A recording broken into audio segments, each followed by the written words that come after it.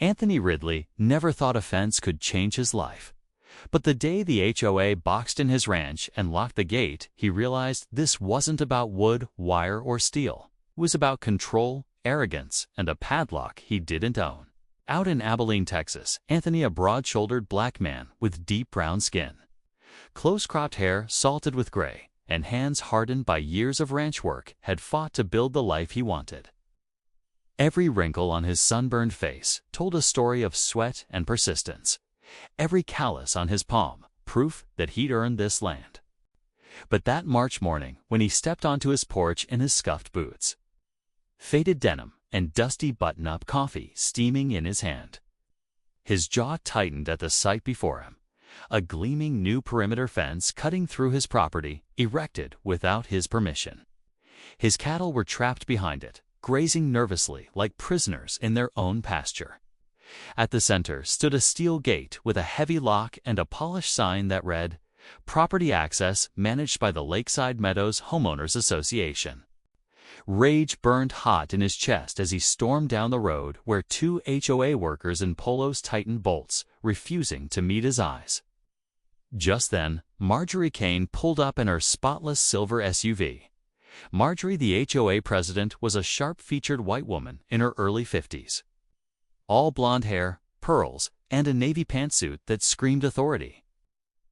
Her heels clicked like a gavel as she approached, eyes narrowing on Anthony. He was used to the way people sized him up. Tall, dark, commanding. A black rancher standing his ground. Some saw dignity, others saw a threat. Marjorie saw a man she intended to break. "Mr. Ridley, you've been notified of your non-compliance issues," she said coolly. "Perimeter fencing must match community standards. Yours does not. Until corrected, this measure prevents further violations." Anthony gestured to his herd, muscles taut. "That's my access road. My cattle drink from that creek. And this ain't even your land." Her lips curled into a thin smile. "The easement is controlled by the HOA. It's in the covenant you agreed to." With a final smirk, she snapped the lock shut. The sound echoed like a challenge. As her SUV rolled away, Anthony stood in the dust. Coffee forgotten, his fists tight at his sides. He hadn't left Amarillo, saved every dime, and bought this spread to be fenced in by a committee. That evening, Glenn Porter, his neighbor and friend, a weathered white man in his 60s, with a gray beard and plaid shirt, sat across from him at the kitchen table. Glenn had seen decades of HOA politics. "Marjorie won't stop," he warned. "She thrives on control. Folks fear her. You either bore, fight."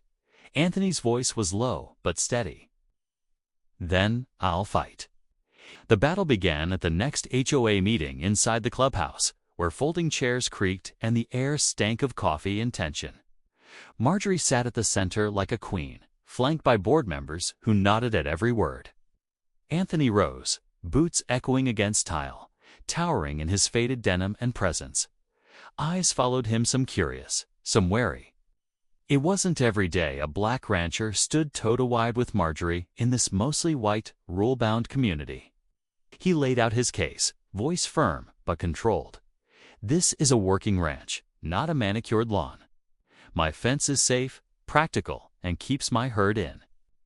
The board countered with talk of community aesthetics, their voices icy, clipped.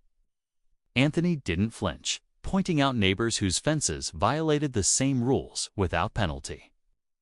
Murmurs spread through the audience, but Marjorie cut him off sharply. "You will comply or face fines and legal consequences."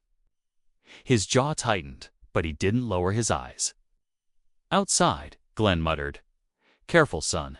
They'll twist the rules against you. And truth be told, some of 'em ain't too fond of you having the biggest, boldest ranch here." Anthony knew what Glenn meant without needing to hear it spelled out. But quitting wasn't in his blood. Soon the harassment escalated, letters stuffed his mailbox, fines piled up. Inspectors prowled his land, citing water tanks and feeders as safety hazards. The cattle grew restless, fenced off from the creek, the Texas sun baking the earth dry. One morning, Anthony, sweat running down his temple, pounded on Marjorie's pristine front door. She opened, heels clacking, her pearls glowing against her pale skin. "This ain't about fences anymore," Anthony growled, his dark eyes blazing. "You're starving my herd." She looked him up and down, her smile icy. "The rules are the rules, Mr. Ridley." She said his name like it was dirt. That was the moment Anthony knew. This wasn't just about property lines. This was about breaking his spirit. Maybe even testing if he'd break because of who he was. But fate gave him an opening. A for sale sign appeared on the half-acre lot containing the gate. Whoever bought it controlled the access. Anthony's heart raced.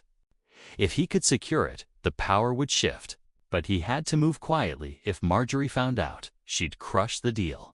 He called Tom Beard, an older lawyer with steel-rimmed glasses and a coffee-stained briefcase. Who confirmed, if Anthony bought it through a discreet LLC, the gate would legally be his. With the help of Brett Lawson, a clean-cut old college buddy who ran a property firm, the purchase went through.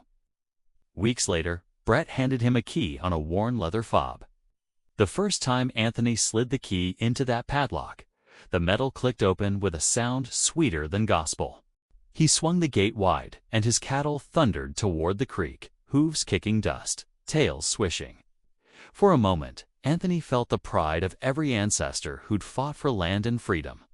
His dark skin glistening under the Texas sun as he leaned against the gate, victorious. But victory was short-lived. 2 days later, Marjorie arrived with board members, heels stabbing the gravel. "You appear to have accessed HOA property without authorization," she sneered. Anthony leaned against the post, calm and unshaken. "This ain't HOA property anymore. I own this lot. County records back me up." Her face twitched. "Don't think this is over." Soon deputies arrived, Marjorie pointing at Anthony, accusing him of trespassing. But when the deed was checked, the deputy handed it back with a nod. "He's clean. He owns it." Marjorie's fury boiled, neighbors whispering as she stormed off. Word spread. Local papers ran the story. Black rancher battles HOA over locked gate. Talk radio lit up. At barbecues, neighbors quietly pinned Ridley's right buttons on their shirts, while others muttered in corners. Anthony had become a symbol of property rights, of defiance, of someone who wouldn't bend no matter how they painted him. Marjorie struck back with lawsuits, claiming his purchase was invalid, dragging him into courtrooms where she sat in tailored dresses, cold and calculating. Anthony, in his best jacket, shoulders squared, never looked small, never looked afraid. Week after week, he presented deeds, contracts, and proof. Neighbors like Paula Green, who'd once lost her beloved oak tree to Marjorie's orders, whispered encouragement from the benches. Win or lose, you already made people less afraid. But Anthony wasn't aiming for symbolic victories. He wanted real ones. And on a bright Tuesday morning, the gavel came down. The judge ruled the purchase valid, the HOA powerless, and ordered Marjorie to pay his legal fees. The room erupted with gasps.